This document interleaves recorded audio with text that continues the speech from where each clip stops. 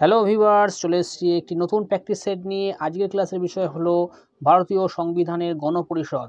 ভারতীয় সংবিধানের গণপরিষদ কবে গৃহীত হয়, কিভাবে গৃহীত হয়, তার পুঙ্খানুপুঙ্খ এমসিকিউ নিয়ে আজকের এই ক্লাস। দেখো ভিডিওটি প্রথম থেকে শেষ পর্যন্ত দেখো। যদি ভিডিওতে 25টি প্রশ্নের মধ্যে অন্তত 22 থেকে 23টি প্রশ্ন সঠিক উত্তর করতে হতো, তাহলে তোমাদের প্রস্তুতি খুব ভালো জায়গায় আছে। চলো ভিডিওটা শুরু করা যাক। আজকের আমাদের প্রথম প্রশ্ন হলো, ভারতের সংবিধান কবে গৃহীত হয়? ভারতীয় সংবিধান কবে গৃহীত হয়? 26শে জানুয়ারি 1952, 26শে জানুয়ারি 1953, 26শে জানুয়ারি 1951, 26শে জানুয়ারি 1950। এক্ষেত্রে সঠিক উত্তরটি হয়ে যাবে অপশান ডি, 26শে জানুয়ারি 1950। অর্থাৎ ভারতীয় সংবিধান গৃহীত হয়েছিল 26শে জানুয়ারি 1950 সালে। আমাদের পরবর্তী প্রশ্ন হলো, গণপরিষদের সদস্য ছিলেন প্রত্যক্ষভাবে ভারতবর্ষের জনগণ দ্বারা নির্বাচিত হয়েছিলেন, প্রাদেশিক আইনসভার সদস্য দ্বারা নির্বাচিত হয়েছিলেন, সরকার কর্তৃক মনোনীত হয়েছিলেন, না একমাত্র সামন্ত রাজ্যগুলির প্রতিনিধিবৃন্দ ছিলেন? এক্ষেত্রে সঠিক উত্তরটি হয়ে যাবে অপশান বি, প্রাদেশিক আইনসভার সদস্য দ্বারা নির্বাচিত হয়েছিলেন। অর্থাৎ অপশান বি হলো রাইট অ্যান্সার, যে গণপরিষদের সদস্যরা প্রাদেশিক আইনসভার সদস্য দ্বারা নির্বাচিত হয়েছিলেন। অপশান বি হলো রাইট অ্যান্সার। আমাদের পরবর্তী প্রশ্ন হলো, ভারতীয় সংবিধান রচনার উদ্দেশ্যে গঠিত গণপরিষদের প্রাথমিক সদস্য সংখ্যা ছিল কতজন বা কতগুলি? ভারতীয় সংবিধান রচনার উদ্দেশ্যে গঠিত গণপরিষদের প্রাথমিক সদস্য ছিল 300 জন, 304 জন, 389 জন, 310 জন। এক্ষেত্রে সঠিক উত্তরটি হয়ে যাবে অপশান সি, অর্থাৎ 389 জন। আমাদের পরবর্তী প্রশ্ন হলো, সংবিধান সভার প্রথম সভাপতি ছিলেন ডক্টর আম্বেদকর, ডক্টর রাজা গোপালাচারী, আবুল কালাম আজাদ, না ডক্টর রাজেন্দ্র প্রসাদ? এক্ষেত্রে সঠিক উত্তরটি হয়ে যাবে অপশান ডি, রাজেন্দ্র প্রসাদ। সংবিধান সভার প্রথম সভাপতি ছিলেন ডক্টর রাজেন্দ্র প্রসাদ। আমাদের পরবর্তী প্রশ্ন হলো, নিম্নের কার প্রতিবেদনে যুক্তরাষ্ট্রের ধারণার প্রথম প্রস্তাবিত হয়? Option A Rajagopalachari, option B Sarat Bose, option C Motilal Nehru, option D Shyama Prasad Mukherjee. এক্ষেত্রে সঠিক উত্তরটি হবে অপশান সি, অর্থাৎ মতিলাল নেহেরুর প্রতিবেদনে যুক্তরাষ্ট্রের ধারণা প্রথম প্রস্তাবিত হয়। আমাদের পরবর্তী প্রশ্ন হলো, 1949 খ্রিস্টাব্দে বা 1949 সালের 26শে নভেম্বর ভারতবর্ষের ভারতবর্ষের সংবিধান গৃহীত হওয়ার সময় থেকে নিম্নলিখিত বিষয়গুলির মধ্যে কোনটি কার্যকর হয়? অপশান এ নাগরিকতা সংক্রান্ত বিধি ব্যবস্থা, নির্বাচন সংক্রান্ত বিধি ব্যবস্থা, কার্যনির্বাহী সংসদ, উপরের সবকটি। এক্ষেত্রে সঠিক প্রশ্ন হবে অপশান ডি, উপরের সবকটি। অর্থাৎ 1949 সালে 26শে নভেম্বর থেকে ভারতবর্ষে যখন সংবিধান গৃহীত হয়, সবকটি কাজই কার্যকর হয়েছিল। আমাদের পরবর্তী প্রশ্ন হলো, গণপরিষদের প্রথম অধিবেশনে ডক্টর সচ্চিদানন্দ সিনহার নাম সভাপতি পদের জন্য প্রস্তাব করেন কে? Option A J B. Kripalani, option B Jawaharlal Nehru, option C Rajendra Prasad, option D Vallabhbhai Patel. এক্ষেত্রে সঠিক উত্তরটি হয়ে যাবে অপশান এ, অর্থাৎ জে.বি. কৃপালানি সচ্চিদানন্দ সিনহাকে কার্যনির্বাহী সভাপতির জন্য প্রস্তাব দিয়েছিলেন। আমাদের পরবর্তী প্রশ্ন হলো, গণপরিষদের মোট কতজন সদস্য দেশীয় রাজা দ্বারা মনোনীত হয়েছিলেন? অপশান এ 13 জন, অপশান বি 83 জন, অপশান সি 93 জন, অপশান ডি 97 জন। এক্ষেত্রে সঠিক উত্তরটি হয়ে যাবে অপশান সি, 93 জন।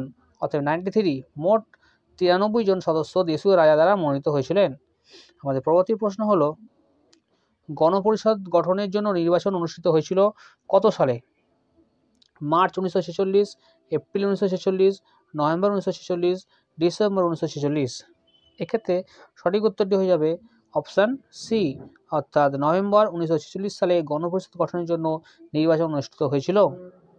আমাদের পরবর্তী প্রশ্ন হলো, ভারতীয় সংবিধান রচনার জন্য গণপরিষদ গঠনের দাবি সর্বপ্রথম উত্থাপন করেছিলেন কে? ভারতীয় সংবিধান রচনার জন্য গণপরিষদ গঠনের দাবি সর্বপ্রথম কে উত্থাপন করেন? মহাত্মা গান্ধী, জওহরলাল নেহেরু, এম.এন. রায়, না মৌলানা আবুল কালাম আজাদ? এক্ষেত্রে সঠিক উত্তরটি হয়ে যাবে অপশান সি, এম.এন. রায়। এম.এন. রায় প্রথম গণপরিষদ গঠনের দাবি উত্থাপন করেছিলেন? আমাদের পরবর্তী প্রশ্ন হলো, গণপরিষদের প্রাথমিক সদস্য পদগুলির মধ্যে মোট কতগুলি আসন মুসলিম প্রার্থীদের জন্য সংরক্ষিত ছিল? মুসলিম প্রার্থীদের জন্য সংরক্ষিত ছিল অপশান এ 78টি, অপশান বি 88টি, অপশান সি 56টি, অপশান ডি 58টি। এক্ষেত্রে সঠিক উত্তরটি হয়ে যাবে অপশান এ অর্থাৎ 78টি। মুসলিম সদস্যদের জন্য 78টি আসন সংরক্ষিত ছিল। আমাদের পরবর্তী প্রশ্ন হলো, কোন শহরে গণপরিষদের প্রথম সভা আয়োজিত হয়েছিল? কোন শহরে গণপরিষদের প্রথম সভা আয়োজিত হয়েছিল? Option A Bombay, option B Kolkata, option C নতুন দিল্লি, অপশান ডি লাহোর। এক্ষেত্রে সঠিক উত্তরটি হবে অপশান সি অর্থাৎ নতুন দিল্লি। নতুন দিল্লি শহরে গণপরিষদের প্রথম সভা আয়োজিত হয়েছিল। আমাদের পরবর্তী প্রশ্ন হলো, ব্রিটেন থেকে আগত ক্যাবিনেট মিশনের প্রধান ছিলেন কে? ব্রিটেন থেকে আগত ক্যাবিনেট মিশনের প্রধান ছিলেন option A Lord Pethick Lawrence, option B Lord Chelmsford, option C sir Stafford Cripps, option D sir John Simon. এক্ষেত্রে সঠিক উত্তরটি হয়ে যাবে অপশান এ অর্থাৎ Lord Pethick Lawrence. Lord Pethick Lawrence আগত ক্যাবিনেট মিশনের প্রধান ছিলেন। আমাদের পরবর্তী প্রশ্ন হলো, নিম্নলিখিত ব্যক্তিদের মধ্যে কে গণপরিষদের সদস্য ছিলেন না? নিম্নলিখিত ব্যক্তিদের মধ্যে কে গণপরিষদের সদস্য ছিলেন না? Option A Mahatma Gandhi, option B Vallabhbhai Patel, option C K M Munshi, option D J B Kripalani. এক্ষেত্রে সঠিক উত্তরটি হয়ে যাবে অপশান এ অর্থাৎ মহাত্মা গান্ধী গণপরিষদের সদস্য ছিলেন না। আমাদের পরবর্তী প্রশ্ন হলো, কংগ্রেস গণপরিষদ গঠনের দাবিকে আনুষ্ঠানিক সম্মতি জানিয়েছিল কত সালে? কংগ্রেস গণপরিষদ গঠনের দাবিকে আনুষ্ঠানিক সম্মতি জানিয়েছিলেন কত সালে? 1930 সালে, 1928 সালে, 1932 সালে, 1935 সালে। এক্ষেত্রে সঠিক উত্তরটি হিসেবে অপশান ডি 1935 সালে। আমাদের পরবর্তী প্রশ্ন হলো, পাকিস্তানের জন্য একটি পৃথক গণপরিষদ গঠিত হয়েছিল কত সালে? পাকিস্তানের জন্য একটি পৃথক গণপরিষদ গঠন হয়েছিল অপশান এ 1947 সালের 16ই মে, 1947 সালের 3রা জুন, 1947 সালের 22শে মে, 1947 সালের 13ই জুন। পাকিস্তানের জন্য একটি পৃথক গণপরিষদ গঠনের দাবি গণপরিষদ গঠিত হয়েছিল। এই সঠিক উত্তরটি হবে অপশান বি 1947 সালের 3রা জুন। আমাদের পরবর্তী প্রশ্ন হলো, গণপরিষদের জন্য পরিকল্পিত নির্বাচনে কতজন ভারতীয় নাগরিক পিছু একটি আসন বরাদ্দ হয়েছিল? গণপরিষদের জন্য পরিকল্পিত নির্বাচনের জন্য কতজন ভারতীয় পিছু একটি আসন বরাদ্দ হয়েছিল? অপশান এ 10,000, অপশান বি 1 লক্ষ, অপশান সি 10 লক্ষ, অপশান ডি 10,000। এক্ষেত্রে সঠিক উত্তরটি হয়ে যাবে অপশান সি 10 লক্ষ অর্থাৎ 10 লক্ষ ভারতীয় নাগরিক পিছু একটি আসন বরাদ্দ হয়েছিল। আমাদের পরবর্তী প্রশ্ন হলো, ভারতে ক্যাবিনেট মিশন প্রেরণ করেছিলেন কে? অর্থাৎ কোন প্রধানমন্ত্রী ভারতে ক্যাবিনেট মিশন প্রেরণ করেছিলেন?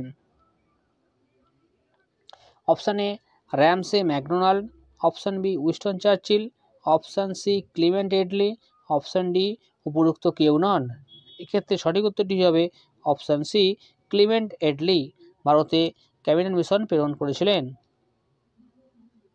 আমাদের পরবর্তী প্রশ্ন হলো, গণপরিষদ গঠনের দাবি প্রথম আনুষ্ঠানিকভাবে লিপিবদ্ধ হয়েছিল কোন রিপোর্টের মাধ্যমে?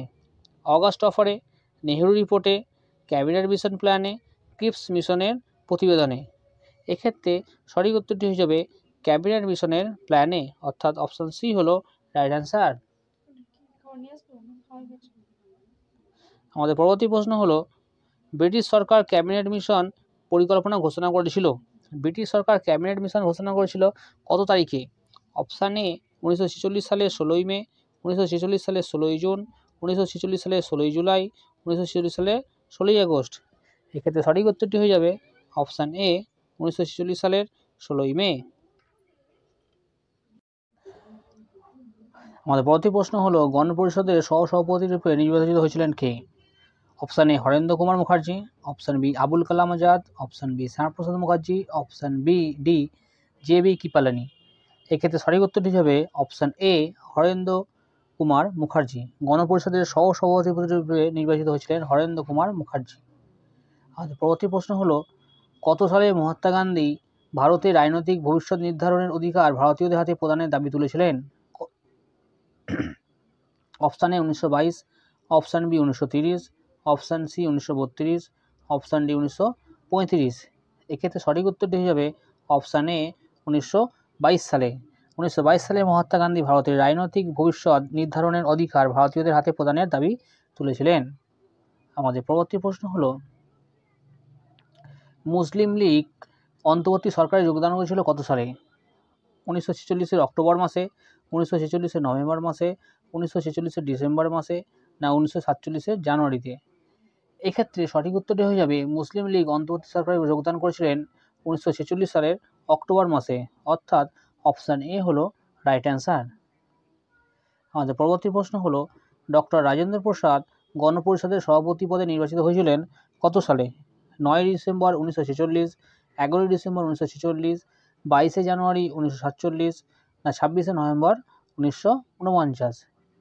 এক্ষেত্রে সঠিক উত্তরটি হিসাবে ডক্টর রাজেন্দ্র প্রসাদ গণপরিষদের সভাপতির পদে নির্বাচিত হয়েছিলেন অপশান বি 11 ডিসেম্বর 1946 সালে। আমাদের পরবর্তী প্রশ্ন হলো, প্রথমবার যে ব্রিটিশ আইনসভায় ভারতীয়দের প্রতিনিধিত্বের সুযোগ প্রদান করে সেটি হলো Indian council act 1909, Indian council act 1919, government of India act 1919, না গভর্নমেন্ট অফ ইন্ডিয়া অ্যাক্ট 1935? এক্ষেত্রে সঠিক উত্তরটি হয়ে যাবে অপশান এ ইন্ডিয়ান কাউন্সিল অ্যাক্ট 1909। 1909 খ্রিস্টাব্দে ইন্ডিয়ান কাউন্সিল অ্যাক্ট হয়েছিল, সেই আইনের বলে ভারতীয়রা প্রথম আইনসভায় প্রতিনিধিত্বের সুযোগ পেয়েছিল। তো বন্ধুরা, ভিডিওটি কেমন লাগলো অবশ্যই কমেন্টে জানিও।